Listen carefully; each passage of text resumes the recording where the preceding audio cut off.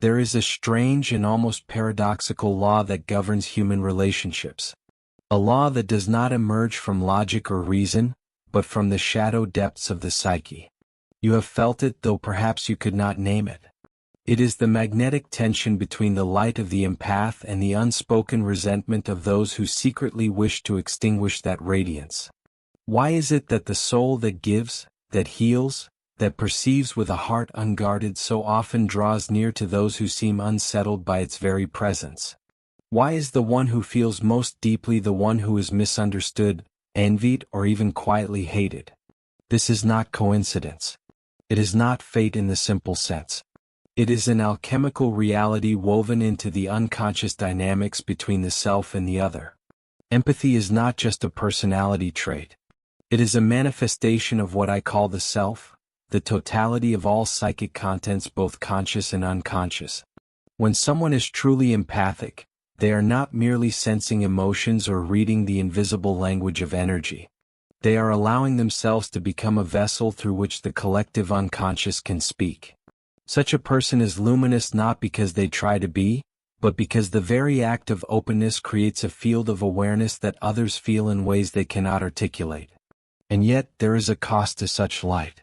Wherever there is light, the shadow sharpens its edges. You may have noticed this. When you walk into a room with your quiet presence, the atmosphere shifts.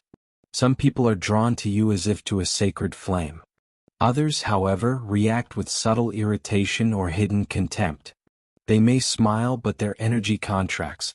They may admire you on the surface, but deep inside they harbor resentment. What is this hidden hostility? Why does your mere existence stir a discomfort they do not fully understand? The answer lies in the archetype of the shadow. Every person carries a shadow, that dark container of all we refuse to see or accept within ourselves. When someone encounters an empath, they are confronted not only with a warmth of light, but with an uncomfortable contrast between what they are and what they wish they could be. The empath's light, that authenticity, that natural openness, exposes the other's hidden wounds, the unhealed aspects they have buried. This is why resentment arises. It is rarely about you as a person. It is about what you reflect to them, what you awaken within them. Your presence acts like a mirror, showing them both the longing for wholeness and the fear of their own suppressed darkness. I've often said that the meeting of two personalities is like the contact of two chemical substances. If there is any reaction, both are transformed. The empath transforms others simply by being. But transformation is not always welcome to the one who is not yet ready to face their shadow. Your light feels like a silent accusation. They may feel diminished in your presence, not because you belittle them, but because your authenticity reveals the artificial masks they wear. It is as though their psyche whispers, "You are not living your truth." And instead of listening, they project that discomfort onto you. They resent you for being what they cannot yet be, vulnerable, awake. There is also a deeper psychological mechanism at play, one that is both fascinating and dangerous. The empath is often the archetype of the wounded healer. The reason you can feel so deeply is not because life spared you, but because you have known pain, perhaps in forms that left invisible scars. Your light is not naive. It is born from a long journey through your own darkness. Others sense this subconsciously. They sense that you hold a key, a knowledge of suffering, transformation, and renewal. Yet instead of seeking to learn from you, many will attempt to siphon your energy or even to dim it. This is the paradox.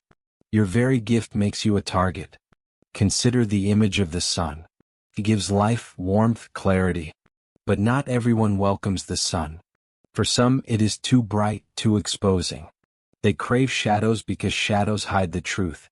In the same way, an empath's energy can feel invasive to those who are not ready to be seen.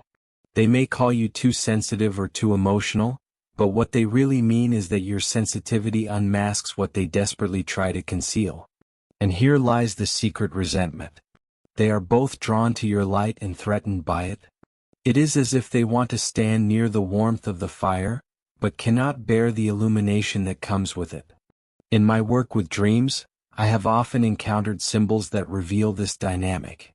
A dream might present a figure of the luminous child, a radiant being that shines with purity and truth.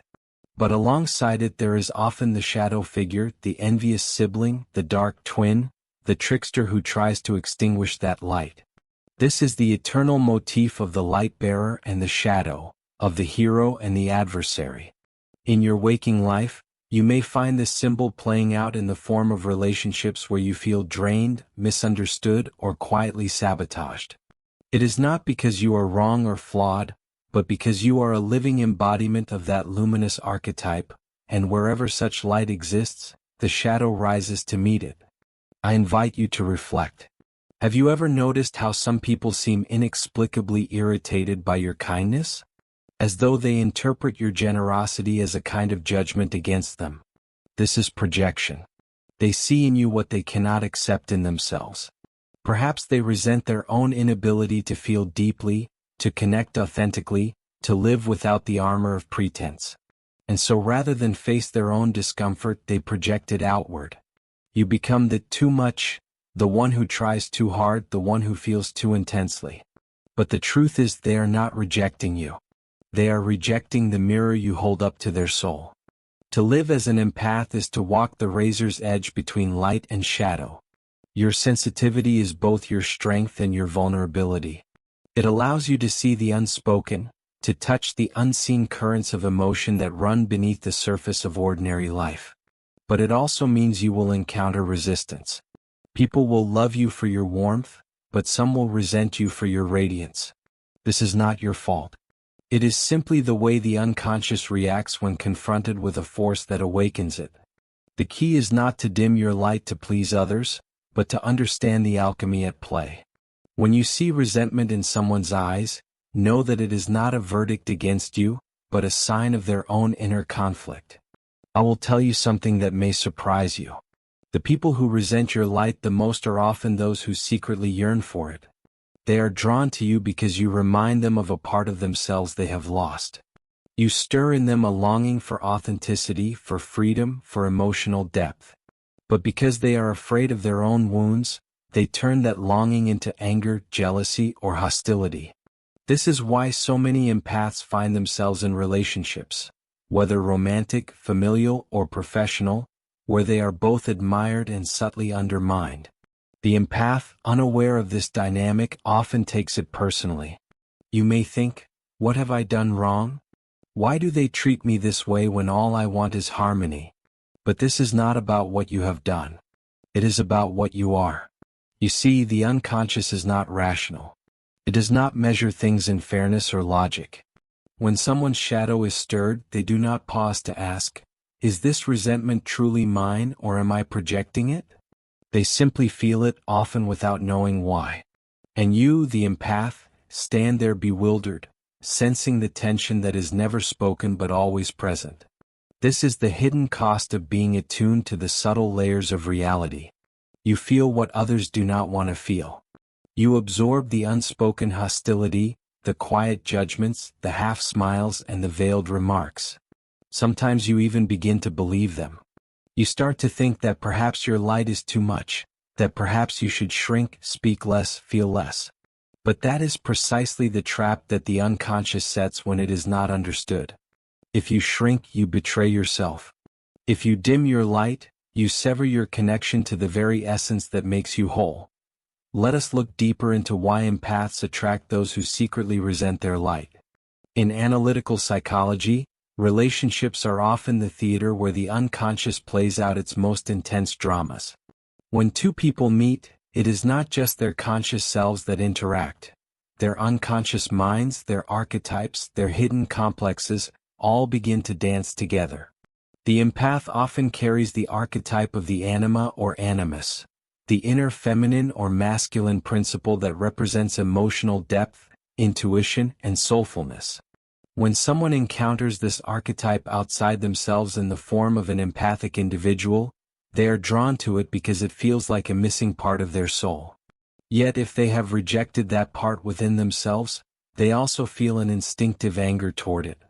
It is as if your existence challenges them to face the parts of themselves they have locked away, and not everyone is ready for that confrontation. There is another dynamic that is worth exploring, the archetype of the martyr. Many empaths often unconsciously take on the role of the one who suffers so that others may feel better. This is not because you want to be a victim, but because you have been conditioned, perhaps from childhood, to believe that love is earned through sacrifice. You may have grown up in an environment where your sensitivity was both a gift and a burden, where you were praised for caring but criticized for feeling too much. Over time, you learn to prioritize others' emotions over your own, to give even when it drains you, to absorb pain in silence. This creates a pattern that the unconscious recognizes. You become a vessel for other people's projections, both good and bad. They admire you for your warmth, but they also unload their shadows onto you. They resent your light because it reminds them of their own darkness, yet they also depend on you to soothe that darkness. This is the double bind in which many empaths find themselves trapped. Imagine a dream in which you are holding a candle in a dark room.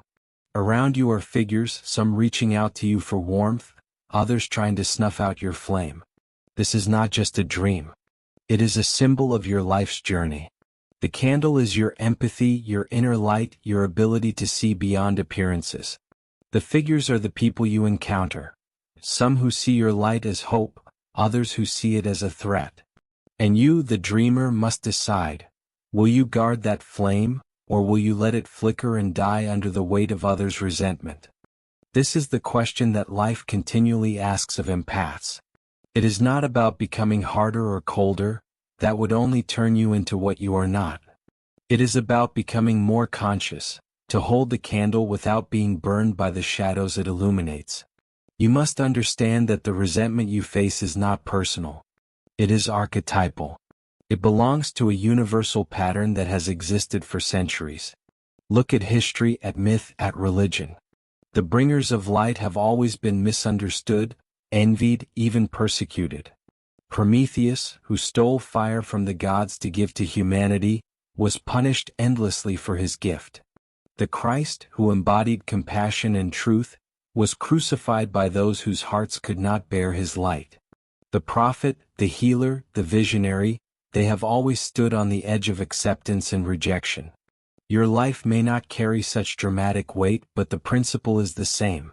When you embody light, you reveal darkness. And not everyone welcomes that revelation. I tell you this not to frighten you, but to awaken you. The empath who understands this dynamic ceases to take it personally. You begin to see resentment as a signpost, a signal that your presence has touched a nerve, stirred something in the unconscious of another. You stop asking, "What is wrong with me?" and instead ask, "What is this showing me about them and about myself?" Because yes, even as an empath, you carry your own shadow. Sometimes you may feel superior in your sensitivity, as though your ability to feel makes you purer or wiser than others. Beware of this temptation. It is subtle, but it can create an unconscious arrogance that others sense and resent. The key is humility, to hold your light not as a weapon or a badge, but as a natural expression of who you are. Now let us turn inward. Why do you, as an empath, attract these challenging dynamics? It is not just because of what you are. It is also because of what you believe. Deep down, many empaths hold an unconscious belief that they must fix others, that they are responsible for healing the wounds of the world. This belief, noble as it may seem, can become a magnet for those who are unwilling to take responsibility for their own healing.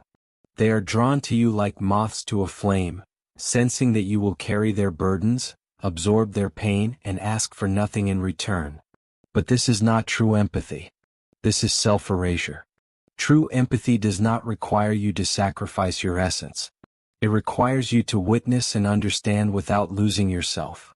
The moment you confuse your light with the duty to heal everyone, you become trapped in relationships where resentment ferments, both theirs and yours. Thank you for watching this video. If you enjoyed it, please like and subscribe.